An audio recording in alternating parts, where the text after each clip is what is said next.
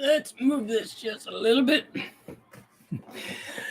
Just a little bit. Yeah, we're live, 6:37. So even before 7 o'clock, I want to get some stuff done early. Just finished loading up a... Look at that. You can see it's one of these. Those spring clips. Wow. Man, this thing's pretty springy. I think this one's got an iBox Sport spring in it. It's pretty beefy. Tonight we're going to talk about a video that I just posted right before I came online here, right before I became live, and that is basically the replacement for displacement. We all know is boost. That's not a big surprise, at least not to the people that will be here during the live feed. And for you guys that are watching at home without being on the live feed, that's the answer. So how do we make, in the video that I just posted, basically we're comparing actually two different engine families. One of them is a Pontiac, so we're comparing a mild base, your basic run-of-the-mill 350 Pontiac versus a probably equally run-of-the-mill 400. I'm thinking the 400 might have had a little bit more, maybe a little bit more cam in it, but nothing very big. The idle was too good. Might have had a little more compression. Seemed to want to make power a little bit higher than the 350. But the thing is, whenever you run a direct comparison like that, it's eye-opening when you do that, where you take a 4.8 and you run a 5.3 and then you overlay the graphs. Oh, wow. Yeah, that's why the 5.3 feels so much different than a 4.8. And the same thing on this Pontiac. If you look at a comparison between the 350 and the 400, you're like, oh, yeah, when you mash the gas in your 400 Firebird or GTO or other Pontiac-equipped vehicle in a 400, and you do it in a 350, that's why they feel so different, because one of them has a lot more torque. And we saw that in the video that I have up, and I mentioned this in the video, that when we're comparing the DZ302 and the L76 327 and the LT1 350, you see why the 350 feels so much better, at least down low. Although I remember reading, I have books on the, and this is a transition or segue. I have books on the early Camaros, because my first car was a Camaro. It was a split bumper Camaro, 70.5. And so I've read all the books on these early cars and the road test and all these things. And I remember reading that was one of their complaints. Well, these things don't like to rev the way that they used to. That was the complaint about the 350. It was every bit as fast, probably more so, because the LT1 was definitely faster than a DZ302 was.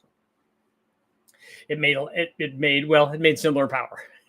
So if they would have to have different gearing to make them work. I like the 69 body style. Because it was my first car, I like the 70 even better. My best friend back in the day had a 69, and I like those, and those are kind of the poster child of the muscle car era. And I know we'll get guys commenting about, that's not a muscle car, that's a pony car, blah, blah, blah, blah, blah. That and the Chevelle, and, they're kind of, and I do want a Chevelle, by the way. But the thing is that it had a smaller cam, so it didn't rev, but it made lots and lots of torque. So 350 makes more torque than a 327, and that makes more torque than a 302. And we saw the same thing here. A 350 Pontiac, never really given love on the Pontiac from the Pontiac guys. Everything is 400 plus. The 389 GTO, it's kind of a legendary thing. But, 400s and 421s, 455s, all these things, definitely way more love than the 350 or the 326, or the smaller Pontiac. So in the direct comparison, when you're seeing this, when you're seeing it illustrated, you're like, oh yeah, that's dramatically different. And it's not just better a little bit somewhere, it's a lot better everywhere. And so the 400 obviously in this case would be much better. But the question isn't that. The question isn't, is a bigger motor better? Does it make more power? Yeah, it does. Unless you really hop up the smaller motor and de-stroke it and put long rods in it and rev it up. Unless you do all that. But how do we make the smaller motor think that's bigger? And the answer is, as always, we add boost to it. So you can take a small motor, in this case a Pontiac 350, and have it make power. Probably would have been better had I had a 455 to compare to, at least a stock 455, maybe a Super Duty or something, because the 350 easily would have made as much power as a stock Super Duty 455 made. So adding boost is the great equalizer. So when people tell you there's no replacement for displacement is an amazing thing. And if we're starting out with more and then we're adding boost on top of that, it's the way to win. But if you have a smaller motor and then you have a bigger motor and you add boost to the smaller motor, it can pretty easily pass the bigger motor, especially if they're both NA. And if they're both of similar tune, and the only thing that one has over the other one is just displacement, it's going to be no contest. You'd have to have a really, really hopped up 400 to make more than a turbo 350 could make. It's pretty easy to get, like we could have, I'm sure pretty easily have gotten beyond 500 and maybe to 600 horsepower with a turbo 350, especially if we would put any kind of camshaft in it. I mean, I don't know how much those things will take, especially that particular one, because I don't know its history or anything. I have no idea what the head gaskets are, what kind of condition anything is in the motor. I've never looked inside of it. Don't know what the compression is, don't know what the cam timing is, don't know any of that stuff. But it's pretty easy to get really, really big changes in power. So if you're running, when you start running into double-digit boost levels, especially when you're getting near the point where you're going to double the power output, if you get 14, 15 pounds with a good turbo and an intercooler and all that, pretty easy to do that. So, a 300 horsepower becomes a 600 horsepower motor, and that becomes a lot. Pontiac guys will tell you, getting 600 horsepower from a Pontiac is takes some work. It takes a big motor, or it takes lots of cylinder head, just the same thing it takes in every other motor. So, and I also included a bonus test in there because we wanted to demonstrate that this, miracle boost thing in comparison to displacement doesn't just work on a Pontiac. It works on everything. So I compared a 408 versus a 4.8, and the little motor makes, 200 or more less horsepower than the bigger motor does. But adding 200 horsepower with a turbo combination is an easy thing, especially when you already have a 400 horsepower NA motor. So adding 200 is like 7-8 pounds or whatever. It's not hard. It's very minimal amount of boost. It's the amount of boost that I ran around with all the time in my 5-liter Mustang with a supercharger and no intercooler on pump gas. So it's a very, very easy thing to do. And then, like I said, you can add even much bigger amounts than that. And the nice thing about the turbo stuff, whether it's on that Pontiac or an LS or a Hemi or big block or small block Chevy, whatever it is that if you for some reason are running 7 pounds of boost and you become unhappy with that and it feels slow, and it does for all of us, like having 100 shot. Well, it's better than 100 shot is 150 shot. And same thing with boost. If you're running 7 pounds, 10 pounds is going to be really fun. And then more, and then more, and then more, and then more, and then you blow it up. But that's the nice thing about it, though, is if you haven't put your hot little NA motor together and go out and race around, you're having fun, you got 513 gears in it, you're revving it up and it's making all this power, and you're like, hey, this is really good. But it'd be good, it'd be another 100 horsepower. Well, if you don't add boost or you don't add nitrous to it, it's hard to get, especially if you've come a long way and made your combination, a pretty serious one. It's hard to get really big gains. And then the little incremental gains that you do get on an NA combination become really costly. I talked about that in the video. We had Airflow Research 245 cathedral port heads on. So what are we going to put on there that's on our 408 that's going to make a whole bunch more power? If we found something that could, because I don't think we were taking advantage of everything that 245 head had to offer anyway, even with our 408. So putting bigger heads on, it becomes a whole thing. But the nice thing about the boosted deal is, hey, if we're running 8 pounds and 10 pounds and then 12 pounds and then on and on and on, pretty easy to turn it up. And it costs nothing. A boost controller, a manual boost controller, once you've installed it and you adjust it from 8 pounds to 10 pounds, that costs nothing. I mean, it's going to cost you more in fuel to be running around with more boost. But you'll definitely take that, especially since on a turbo combination, you're not going to be under boost all the time. So a lot of times you're not using that extra potential, which is good. So it's very easy to go up in power if you want to go up. And let's say you're at the drag strip, and because your car is a street strip car and you're there and you're running, you're like, oh, this guy's beat me like by a fender or whatever. Well, 2 more pounds than you're beating him by a fender or more. And so it's pretty easy to do. And that's why I like boosted stuff. Even like in the case of this Pontiac, I even like low boost stuff. I like the 7 pound thing. Like I said, I drove around with my Mustang for years and years and years, for 85,000 miles. We did turn it up a couple of times. I took it to a couple of races, ended up blowing it up with an R trim on it. But even running the A and B trim back in the day at 7 pounds or whatever, non-intercooled, running it flat out for 30, 40 minutes at a time. It worked great, and the car felt fun. It was a lot of fun. I had I had a lot of fun in that car, and like I said, no intercooler, none of that stuff. So it was good, and that's what boost does. Because when you're talking about adding, increasing even at that low boost, improving the power output by like 50%. That's a big chunk. That's a big jump in power. And so my argument for all of this stuff, and you guys can let me know, is boost the, in fact, that will be our poll.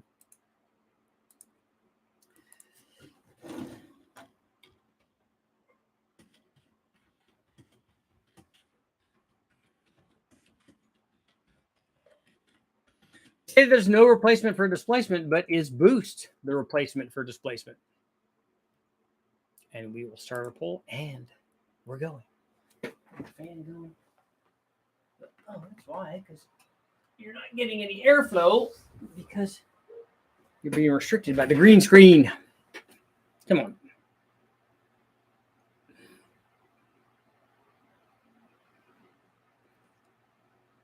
I feel that the camera is unhappy with me. Okay, let's see. Let's see what we got going on for tonight for our question and answer. Pontiac power, yep. How much horsepower is a Mazir electric water pump worth?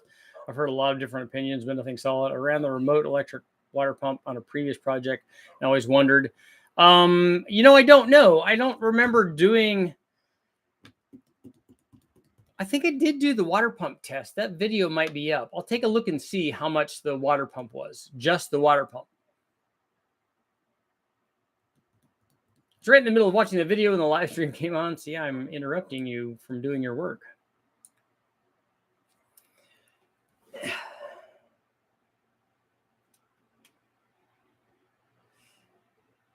Trying to get you to cooperate and focus like you're supposed to. But you're not really doing that. Let's see. Woody's Novas, no replacement for displacement. Bigger inches always makes more down low. Just my 2 cents. I had a ram air 4 heads. Still flow like garbage compared to today's engines. Yeah, I mean, even the best, like even a ram air 5 head that's a big cylinder head. And they're hard to find, and they're really expensive. But lots of head flow makes a lot of things possible. Makes, that's why an LS3 does so well and can make lots of power in the LT1 and all that stuff. If you can put really good heads on it, like Honda's been doing for forever on their little motors, they can make a pretty high specific output. But I mentioned that in the video also, that when we're comparing the 408 versus the 4.8 with the turbo on it, if you compare them at 2,000 RPM, there's no comparison, because the turbo that we put on the 4.8 and the camshaft that we put on the 4.8 are not making boost at 2,000 RPM. If it is, it's next to nothing. I didn't even run it down there, but if it would make any boost, it would not be very much. And so the 408 down there would be way better. But everywhere else in the curve, it's pretty easy to get a lot more power out of the boosted kind of combination. Dial of the 66 Olds Tornado body. It looks like 400 had better heads. It did. One of them had 47 heads and one of them had 42 heads, I think. I have an AMC 360 V8 that only puts out 144 horsepower. And that's one engine I don't think I bothered putting boost onto. Why is it so low? I've never seen anything that would only make that amount of power in that kind of displacement. Is there something wrong with it?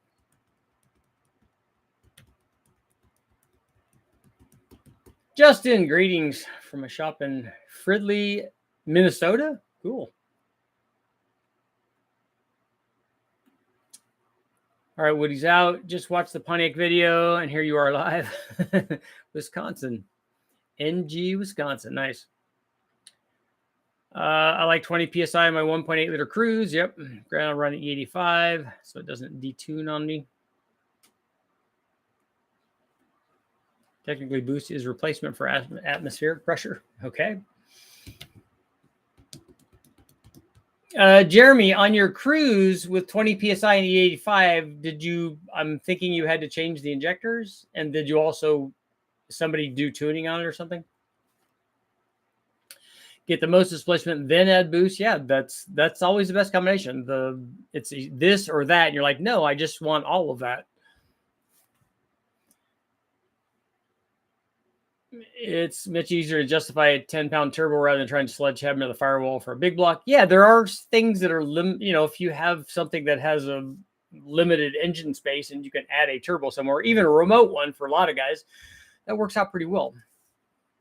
We have 640 cubic inch and 360 cubic inch diesel motors we work on, and they both make 2,500 horsepower, but one runs at 90 psi and the other runs at 200 psi.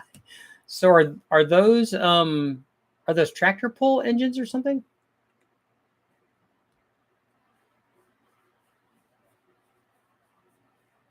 Fans making you cold. It's only 50 out. It's probably, I don't know, 85 or 90 here right now. Can you have boost and displacement? You can. It's pretty easy to get both. You can do whatever you want.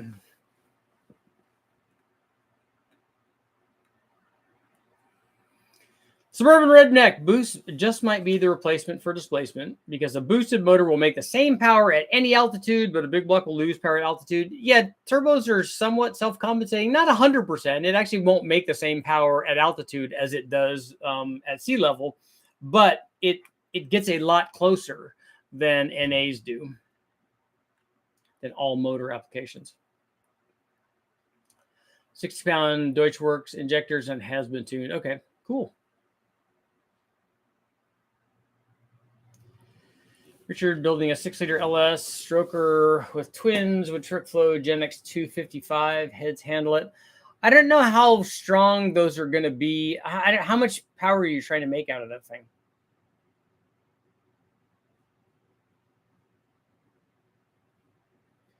Richard, thank you for all that you've done for the automotive world. Your videos on degreeing a cam, finding push rod length, and measuring piston to valve clearance has helped me tremendously. Good, I'm glad.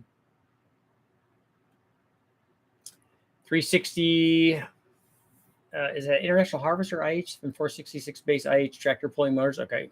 Yeah, I was wondering that boost is up there. So is it like a triple compound kind of deal for that sort of pressure ratio? How much effect on durability does a boosted engine compare to an equal horsepower NA engine? I don't know. I think it would depend on where that power level is. So if you're asking, if you've tripled the power output of an NA engine with a stroker, which is, I suppose that's possible, and then done that with boost, since when you're driving around most of the time you're not in boost, I don't think that has nearly as much of a durability cost. Marty, yeah, 1,200, those heads will be fine for that.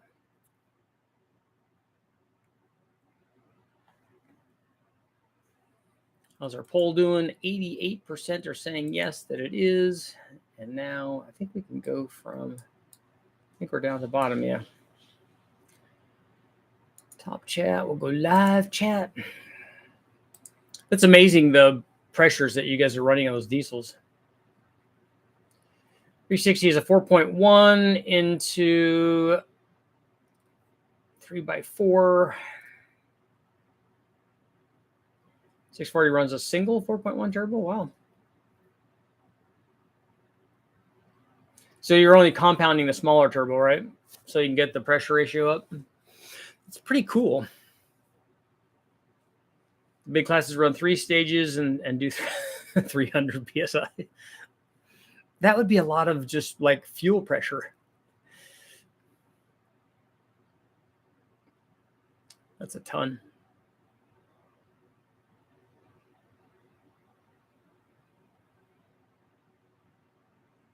I'm putting together an LS engine for a 2,000-pound Porsche for a race car. I'm curious if I picked the wrong cam. Sure.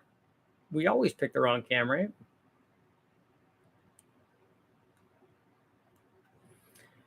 Any LS motor that you put in something that only weighs 2,000 pounds is definitely going to be fun. Told cam's all about my application and trusted their judgment. Now I'm wondering if this cam is too small. What cam do you have? Just tell me the specs on it and tell me what you're trying to do. Like what is the rest of the combination? Injectors pop at 4,500 psi. Oh, because that's all direct injected, right? The diesel stuff. Engine is an all aluminum 5.3 LH6 799 heads and 3-stage dry sump kit. Cool. Stock bottom end besides being decked. You milled that.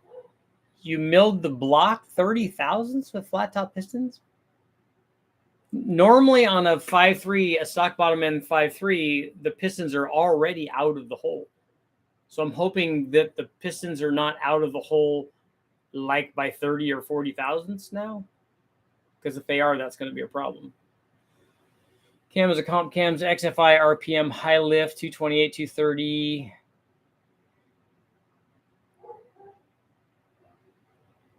Yeah, that's not the cam I would pick for that. CB Media has some videos highlighting the Isuzu 4-cylinder diesels in Thailand. It's insane the lengths that they go to. Are those the and the ones in Thailand, are those the boats?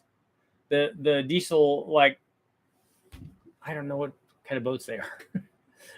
But they have the where the motor's all visible and they have the long shaft that runs out to the prop. I love those things. I watch that stuff all the time. And the like the craftsmanship and stuff that they do on those motors is amazing. We're running a 1.8 rocker to get more lift. Tech tall intake manifold with 92 millimeter throttle body, shorty headers, Holly Terminator. So what are you running the shorty headers like for fitment to try to make it fit in this chassis? Is that the problem? That's not the combination that I would use. I'm not a fan of the Tech manifold. Long tube headers would work better, but I understand if you have to use those to fit in the chassis, that's good. That's not the camshaft I would use. What kind of RPM range do you want to run? Did you say what? And do you have stock 799 heads? Are they not ported?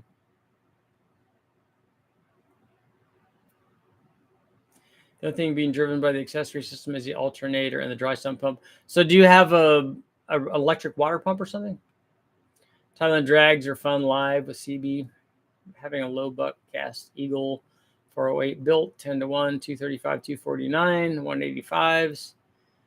Ego cells not to exceed 500 horsepower with the rotating assembly. Why is that?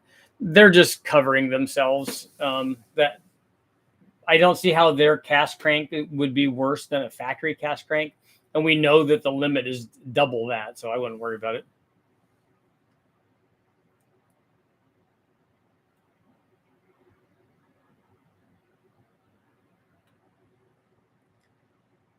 Jesse, yeah, you can run boost on that. Direct injection 4.1 640 has 16 millimeter plunger Bosch 7100s. The big classes have custom billet pumps. Okay. Yes, the longtail boats. I love those. They also have spec truck series drag racing.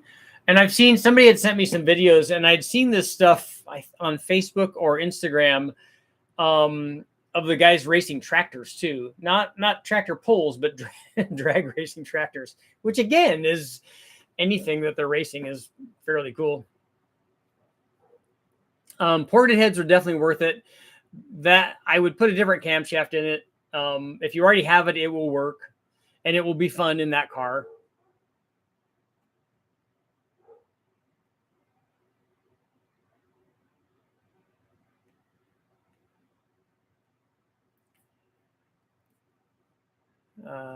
John is a race only, in my opinion, not Richards. A 228 cam is perfectly streetable in a 5.3. Actually, I was going to tell him to go the other way. I was going to tell him to put a bigger cam in it. So see, you don't know me. Electric water pump to make room for the radiator exhaust. Yeah, it's packaging is tough back in there. Really like to go to Holly EFI, my 3800 Fiero. I can't find any sort of trans control for the 4T65E front wheel drive auto trans. Lots of dollars up front to try Dominator. Yeah.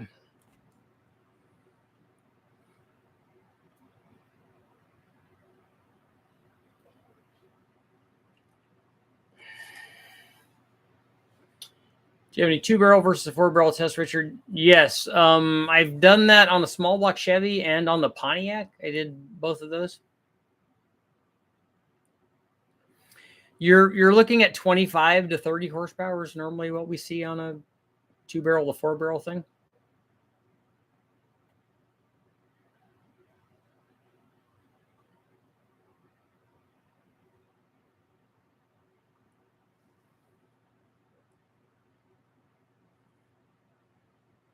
The rice harvester tractors, right? Yeah, those are cool.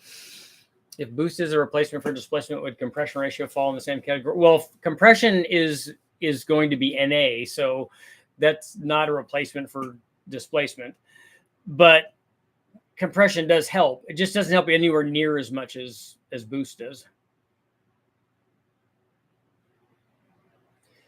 What kind of cam would you recommend? I think I would look at something bigger than that. I would look at the cams that I ran when we did the 500 horsepower stuff. I would look for stuff in the 230s. That if you want to make it really sporty, and especially if you're going to port those heads, I would put a fast manifold on it and not that Tech one. I think you'll be a lot happier with it. And something like that Stage 4 Summit cam or the Comp one or the Hot Rod cam from Brian Tooley. I know it's smaller than that, but it certainly acts like a 230 cam.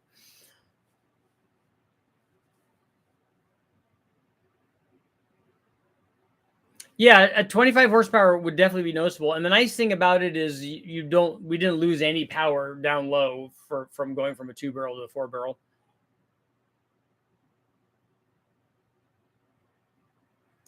Only got the 480 working in the Avalanche. What recommended cam install speed for a 5.3 with a 513 gear? Rebuilding the engine soon. Is this a daily driver thing? What are you? I don't remember. What are you doing with it?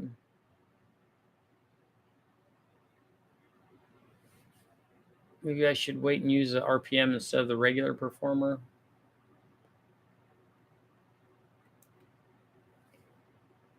An RPM should be better than a regular performer.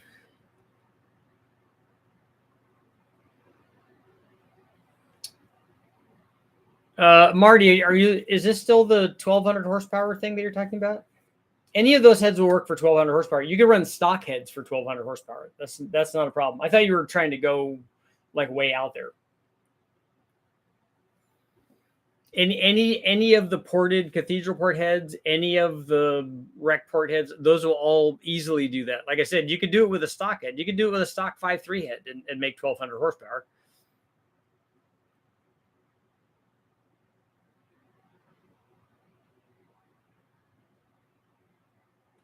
Interesting to test just with 87 octane.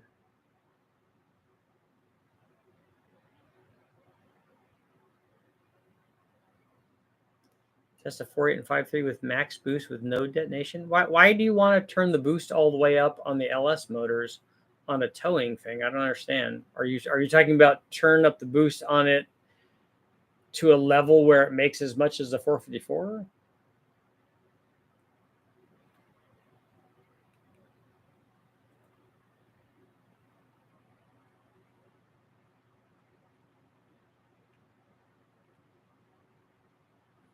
Yeah, Crazy Foot of 513 gears should help that a lot, right?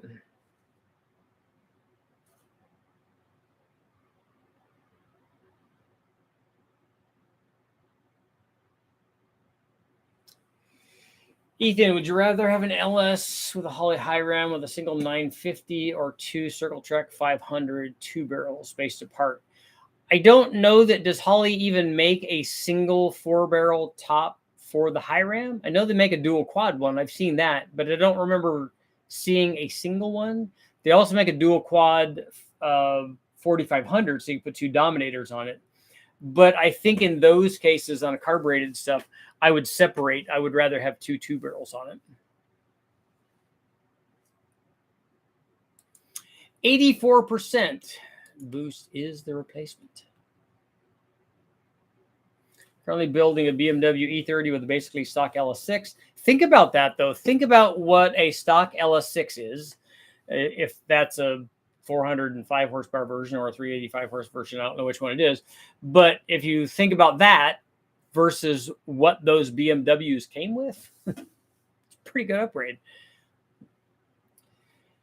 When the upgrades is, a sloppy stage 2 cam. I'm hoping it has springs on it too, but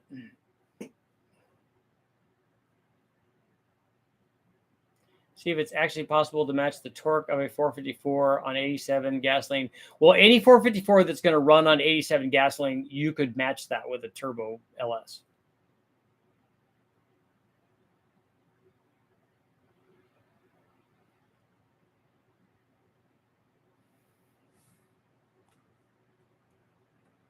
I'm going to be really technical here. What about nitrous? Yeah, nitrous helps. It has lots of power.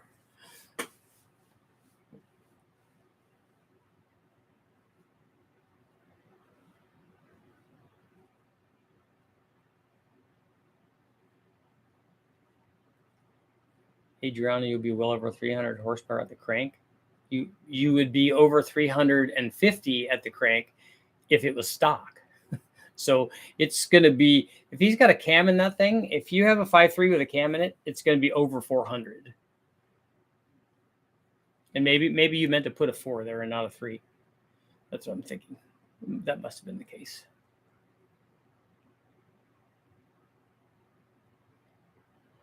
Yeah, you're going to be way over 300 because a stock one makes more than 300. A stock one makes a stock LM7, which you don't have. You have something that's more than that.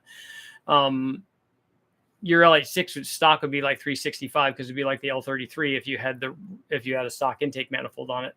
And if you put any kind of camshaft in it, it's going to be between 400 and 450. And if you put a good cam in it, it's going to be more than that.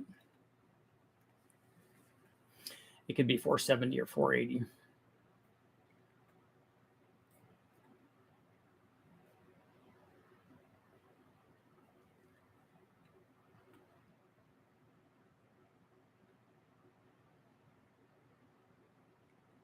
Yeah, they do make the blank top, so you could put on there what you want. But if you're doing it and it's cheap enough, you should put 3 of them on there.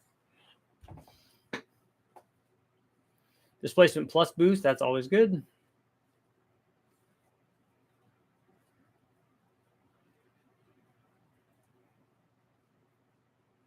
Anything boosted must run 87 octane too. Yeah, no, I get that.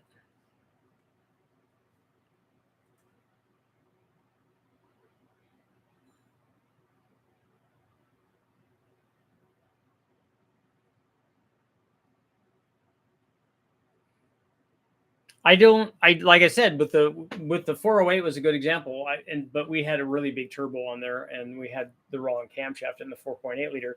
I don't think none of the boosted motors like that, especially aftermarket ones, I don't think are going to do what a big block does or a stroker LS are going to do what they do at 1500 or 2000 RPM. I don't think that's going to happen because I don't think you would want that to happen on the smaller motors with boost on them. So they're not going to do that at 2000 RPM, but they'll do it at other RPMs.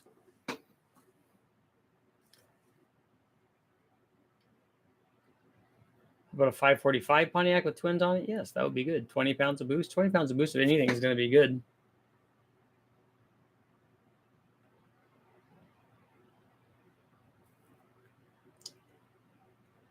Any cam recommendation for an LQ4 6-liter 4L80 S40 turbo fast 102 823 ported heads?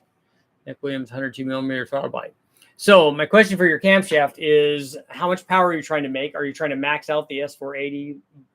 Even that's not really a question because there's like 100 cams that will help you do that. What do you want the cam to do? Do you want it to drive around nice? Do you want to have good idle quality? Or do you care about fuel mileage? Did you say that you have, I don't know if you have a converter in this thing. Is it a drag race car? Do you have gears in it? The camshaft, irrespective of a lot of the other things that you even said, the camshaft is going to, you need to answer some questions about the camshaft.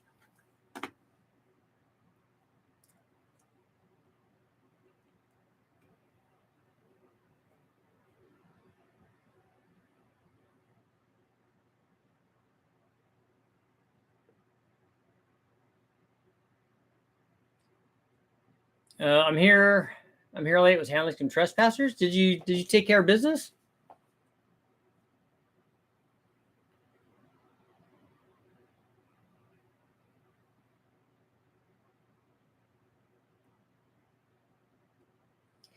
I have my mind on the TSP Chupacabra top end kit or the Trek Norris, whichever one you say I will get. I don't, as much as I love Brian, I don't know the guys at Texas Speed nearly as well. I don't know them hardly at all. I've known Brian for years and years and years, go way back to the 5-liter Twisted Wedge days, back when he owned Total Engine Airflow. But either one of those cams will do what you want. So maybe look and see which one's in stock and see what the prices are and kind of decide on that. You ever checked out a set of Ram Air 5 heads for Pontiac? Yeah, when I was back in Ohio, there's a place back there, and now I forgot his name. He has aluminum Ram Air 5 heads. And so we got to look at some of the stuff. He's got a lot of cool Pontiac stuff there. In fact, when I go back there and see the guys from the car farm again, I'm going to go by and maybe do some videos with him. He's got some really cool stuff.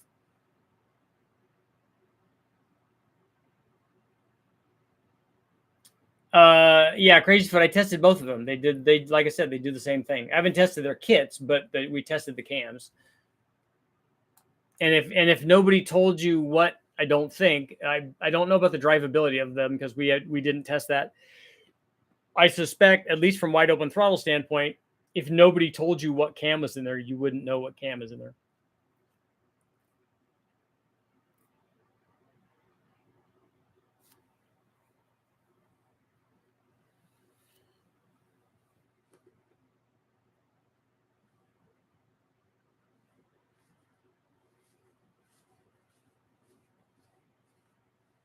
If you do a mild build on an NA53 daily and run it full exhaust with resonators, free flow mufflers, and cats, would it take away a lot of horsepower? No.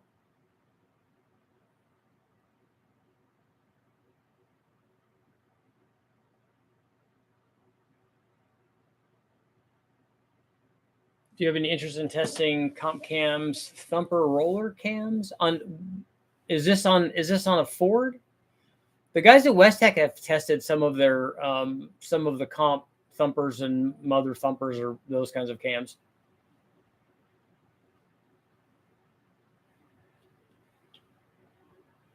Is peak torque basically the max airflow in this combination? No. The airflow goes up with engine speed. Even if the power is going down, the airflow demand goes up. I'm late to the party, but I don't feel tardy. At least you made a rhyme. So when you step in and when you step into the business, at least you're handling yourself here. Let's see, 85%. You got to do it with style. 242, 47, 115 plus 5.5, 625. That's probably too big. If you've got stock pistons, I don't know if that cam's going to fit. A 115 might fit, but look for something that's in the mid 230s. Look at that stage 4 cam or something like the comp 469 cam. Oh, they were removed by the boys in blue. Good. I'm glad. Glad everybody's okay.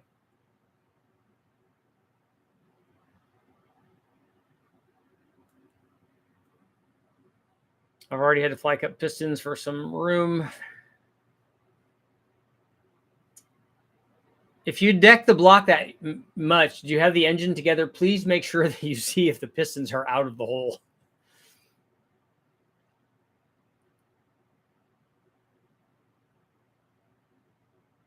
After doing a lot of changes on a modern application, how important is tuning and dump time to reach maximum performance? I don't know what you mean by dump time, and I don't know what you mean by modern application. What motor are you talking about, and what is your real question here? you're wanting to ask something different than you're asking there. Do you know if the QFT Slayer carbs have a good reputation? I don't know about their reputation. We've run some QFT carbs. I have one here. In fact, I have one I think I have that. I have one for sale for the young lady that had all the Pontiac stuff. It was brand new in the box. All I do is take it out and put it on that 400 and make like 4 pulls on it, and then take it off. And so if anybody's looking for, I think that's a 750.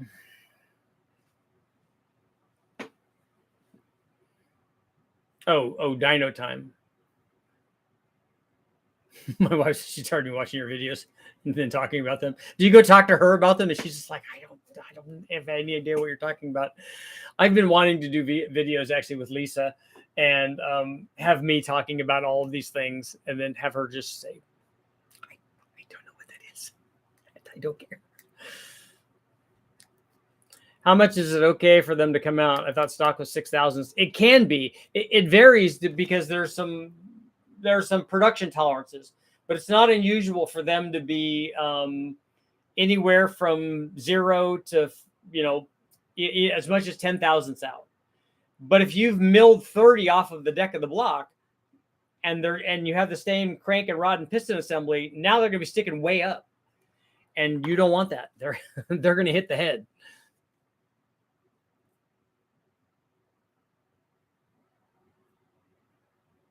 I asked my buddy to get me some LS core, so I got some 706 862 heads. I ended up with 317s, which I'm happy. There's no windows in the block. That's good. Did he go get a core LS that had 317 heads on it? Because that's going to be a 6-liter, right? And camera recognition for my LQ.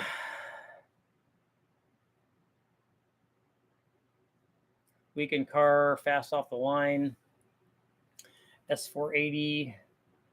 342, 373.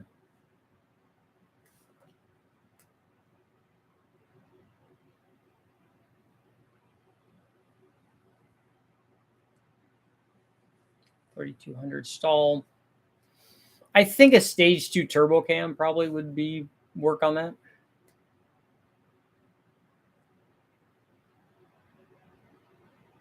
Yeah, John's right. You've seen guys mill the heads. But then the other thing I'm wondering about, if you're talking about milling it that much, like 50 would be a lot of either one of those. If you've milled the block that much, the piston's going to stick out. If you milled the head that much, you're going to probably run into piston to valve clearance. So you don't have as much clearance as you thought. So you're going to have to run a small camshaft. There's many wives out there that think Richard's a bad influence. He's a really nice guy, though.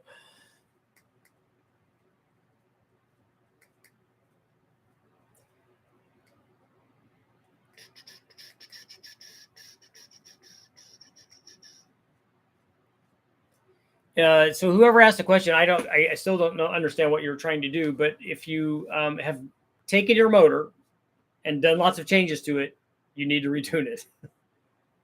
It's not going to be right all by itself. Ended up with a 6-liter. Thought he'd give me a 5.3 core. Even better, right? Reptile guy scored big. Might be interested. How much are you selling it for? Would it be perfect for 454? That would be perfect for 454. The carburetor would be like, let's say 50% of what Summit price is. So it would be cheap. It'd probably be like $300 or $350 or something like that. Can't recall how much the machine shop decked it. What's the maximum the pistons can come out of the hole before it's a problem? I wouldn't want them to be more than 10. If they're going to be more than 10, you're probably going to have to adjust that with head gasket. Have you seen gains from Total Seal gas ported rings? I have not done a back-to-back test on that. I'd have to ask Brule. I thought that one of the guys, maybe Evan Perkins, might have done a ring test, but I've never seen a gas ported ring test. And maybe I can talk to Lake Speed about that and ask him. And check piston and valve clearance. Yeah, John's right about that. You it seems like a lot of changes. There's going to be, you'll want to check and make sure everything's going to work. It's very, very important. You don't want stuff to hit. It might be that you end up just putting a Truck Norris camshaft in there, which you would be really happy with. But yeah, I don't have I think I have I don't have my phone here. I was going to say, I think I have a picture of the reloading. Just my camera flipped out again. Just send me an email, and then I can send you pictures of it. And if you need my email address,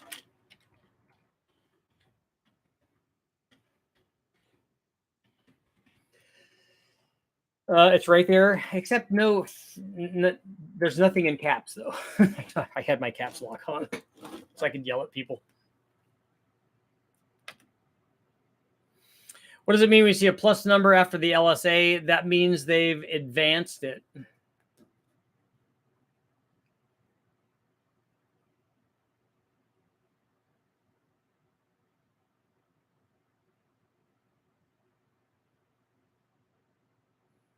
They've advanced the lobe center line.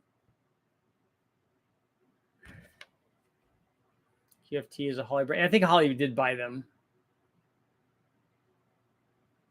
I changed cam, intake headers, throttle body on a Gen 3, 345 Gen 3. Is a Gen 3 meaning a 345? Is that a Hemi or is it a Gen 3 LS1? ECM is unlocked. I tried some Deutschwerks 42 PSI injectors. 42 PSI, so 42 pound injectors.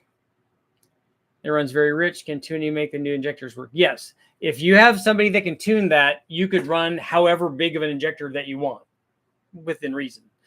You might not be able to idle it down if it's really, really big, but 42s are very easy. We normally run 80s and everything.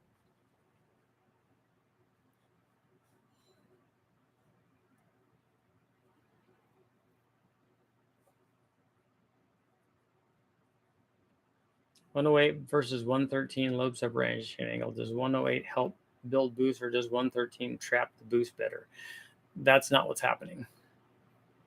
What you have to ask yourself is which one of those.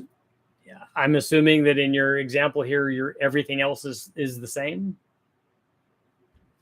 Which one of them makes more low speed power? That's the one that has the best boost response. Which one of them makes more peak power? That's the one that is going to make more power under boost.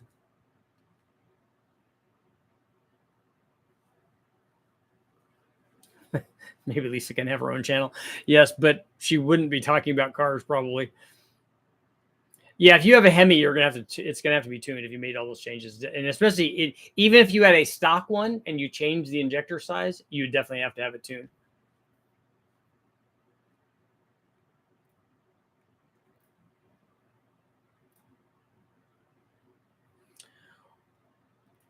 They're not advancing the lobe separation angle. They're advancing the lobe center line. Right? That's right.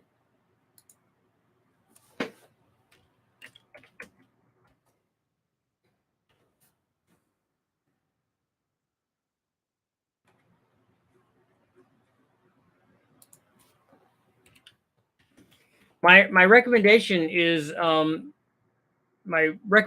to go to Summit Racing, go to their cam calculator, which the guys from Cam Motion helped them with or supplied, and you could plug in all the numbers that you want for changing lobe separation angle, lift duration primarily, and it will show you valve events, and then you can get the information to find out what you're talking about. What happens when I do this? Well, here's what happens. Here's what happens. It gives you opening and closing points for everything.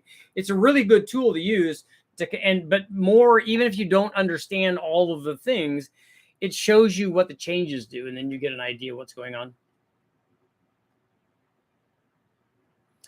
Richard, can you tell us how we can support you and the work that you do other than subscribing? We have super chats money that you can throw out while you're here.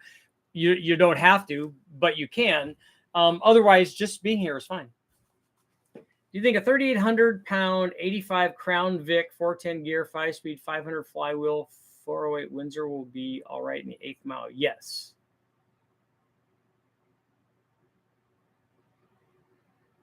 Getaway, what's up?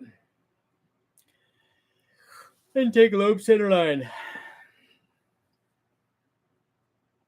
How much, if any, do spark plug heat ranges add or lose power? Take a look at the spark plug test videos that I have up, and you go see how much spark plugs do.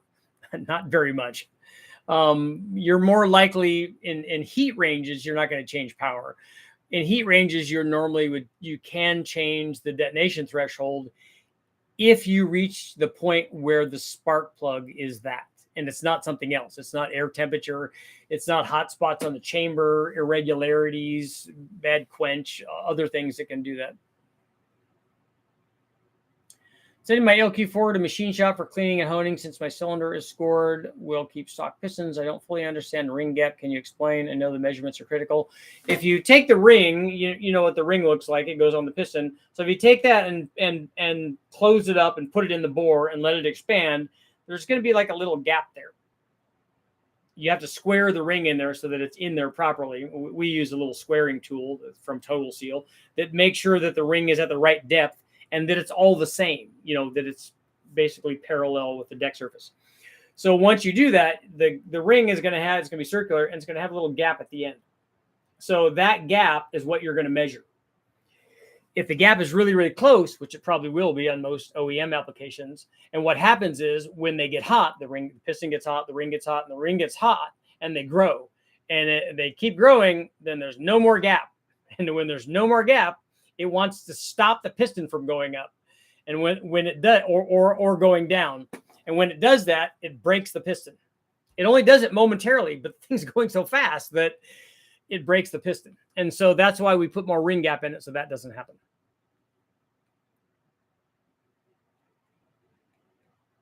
Heat range is used to keep plugs from fouling out. Yeah, for OEM applications, that could be true, and for carbureted applications. But what we're using heat range for is to ward off detonation for high boost level stuff. 3/4 turbo cam, yes.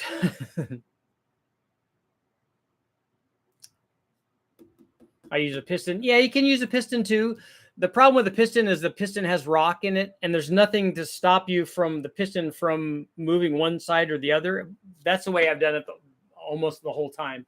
I keep one ring in there and then slide the piston in, and then the piston stops on the ring that's in the piston, and then it gets all. The other way I've done it, I take a nut and bolt and unscrew it, and then push it in and run it around the ridge of it, and it all works. Trying to learn HP tuner software. They use cylinder air mass. It indicates after peak torque, the air mass in the cylinder decreases as RPM goes up. Does that sound correct? VE is highest at the torque peak. If you actually put an airflow meter on an engine that measures airflow, the airflow will go up with engine speed. Deck injectors just idle and tune so good compared to others that I've used. I've taken a little hiatus for a few months, reloading while working on my house. Last night was the first time since never fails when I'm watching your channel. I spend money. I've ordered an intake. That happens, yeah. Now the carb. That happens. Couple more minutes. So we have 81. Is the boost replacement for displacement? I'm thinking it is, kind of. I think it's just cool that it was on a 350 and it was a Super Richie turbo system. I use a piston with the oil rings installed. Yeah, the square of the ring. Yeah, that's good. So you're all set on ring gap now. Did you like my ring gap?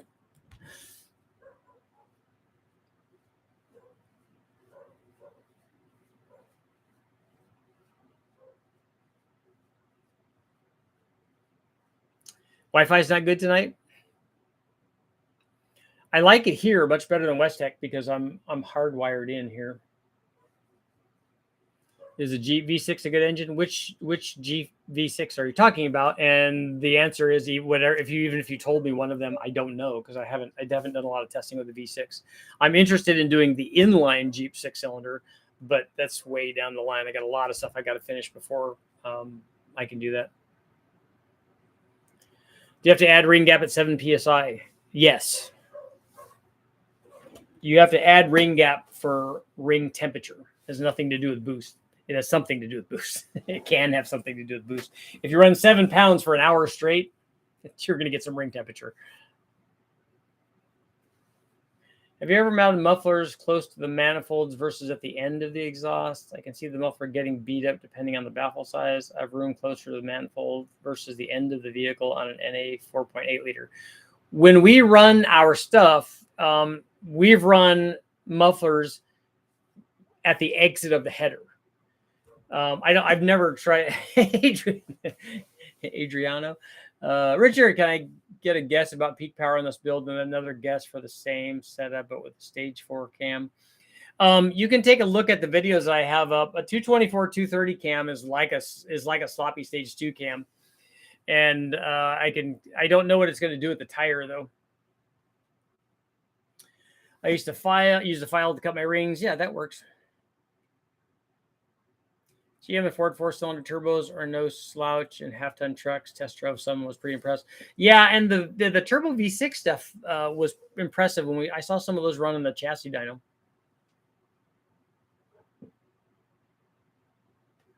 How do you decide how much ring gap you need?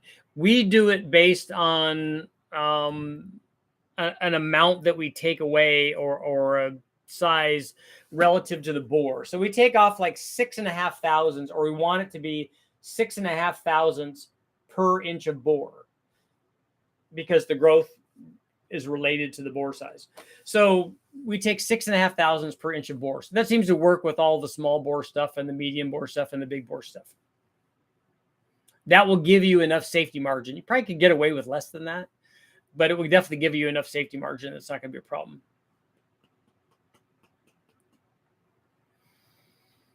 So you have a 5.3. Yeah, I can tell you what it will make at the flywheel because I have that. I have that test.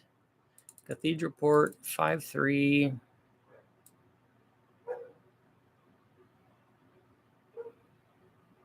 Intake test. I don't think we did that. No, we did the sloppy stage 2 versus there's the blower test.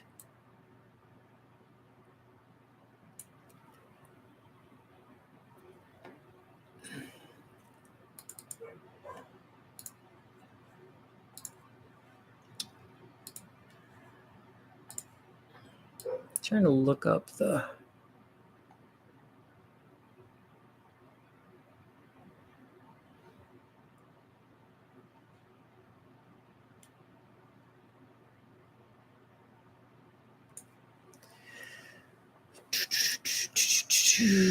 see, that's the blower one.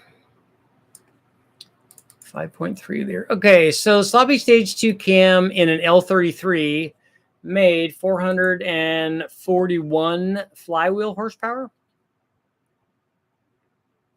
So I have no idea how efficient your drivetrain is. So figure somewhere 100 less than that, or maybe less than that, maybe 80 less than that. Would you do additional ring gap for nitrous applications? Yes, we do.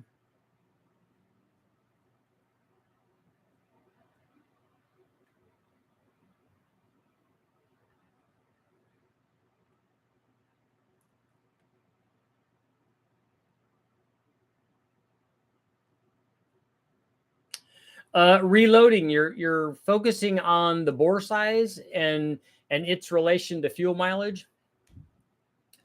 That's not the only thing that's going to determine your fuel mileage. So if I wouldn't get stuck on having the smallest bores possible to give you the best fuel mileage, because that might not happen.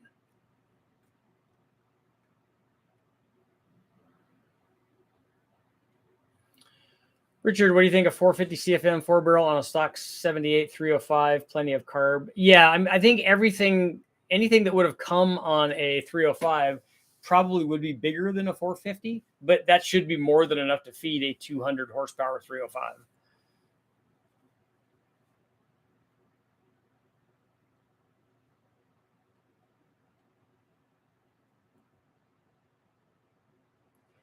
I haven't done an LS swap and taken it to a ref station. I'm going to be doing that on my Dodge Omni. We've swapped in a T2, so an Omni GLHS into an Omni GLH, and we put all of the stock stuff in there, and I will be taking that to a ref station. But I haven't done a swap like that with an LS.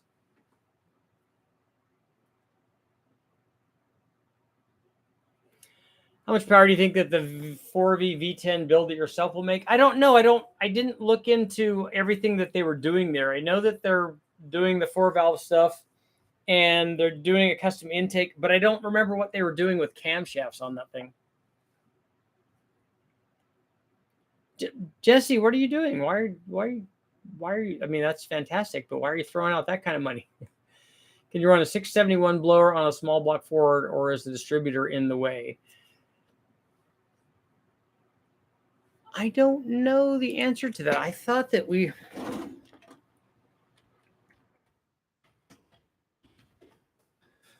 No, they have 671 blowers for small block Fords. I think what you have to do, and this is what we've done on tunnel ram stuff, is you need to use a small cap distributor. And we've done that before.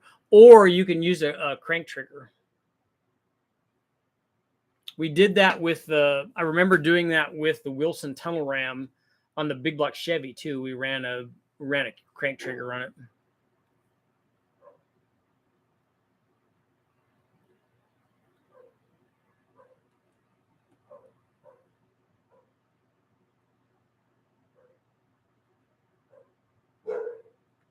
Richard, please make a video about your state ref experience when you get the bar sticker.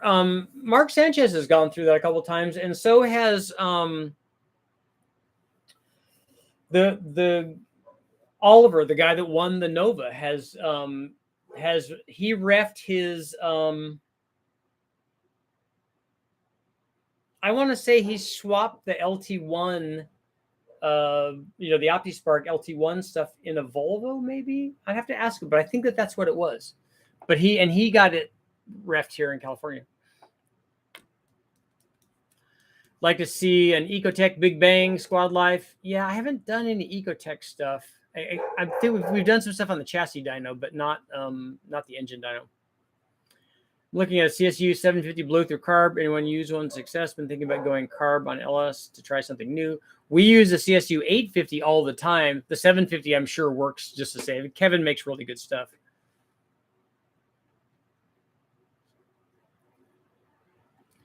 Chassis dyno has an 80 horsepower difference. It depends. It depends on how we ran the motor on the engine dyno versus how you run the motor on the chassis dyno. A lot of times when we run an electric water pump and no accessories, guys run accessories on there.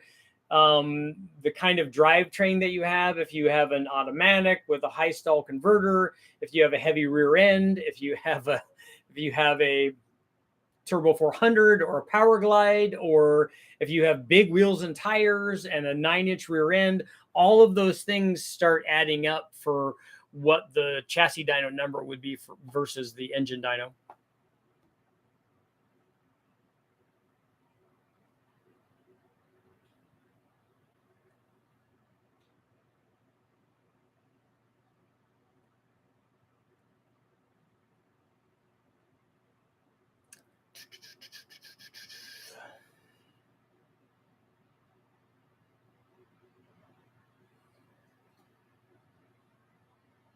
Talking about LSs, there's an E-Rod. Yeah, they had that. I don't know if GM is still offering that.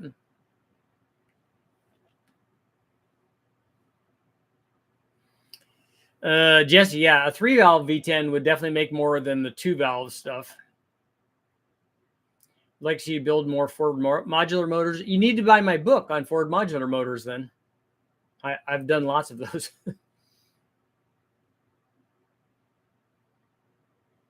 One more minute. And thank you guys for the people that supplied Super Chat bucks. Help me pay for my AMR 500 supercharger.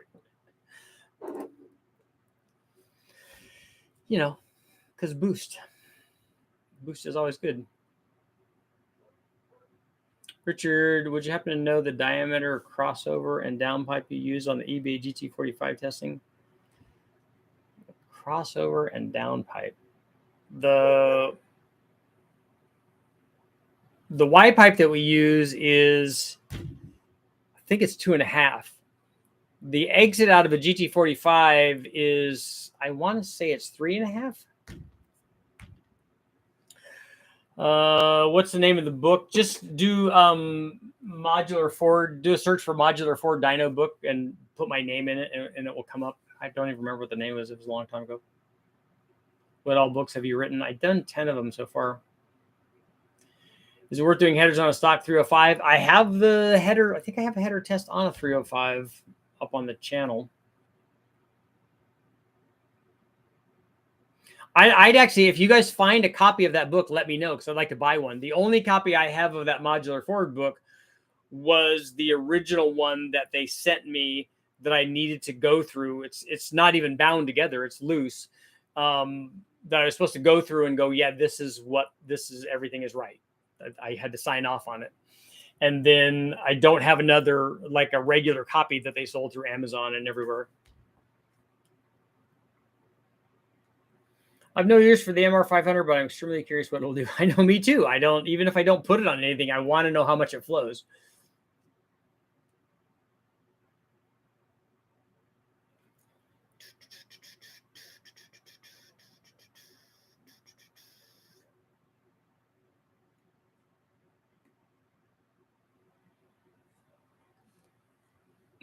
And it's time to go. Thank you guys all for showing up. Please go watch the video that I just put up on the Pontiac and the LS. That's right. It is.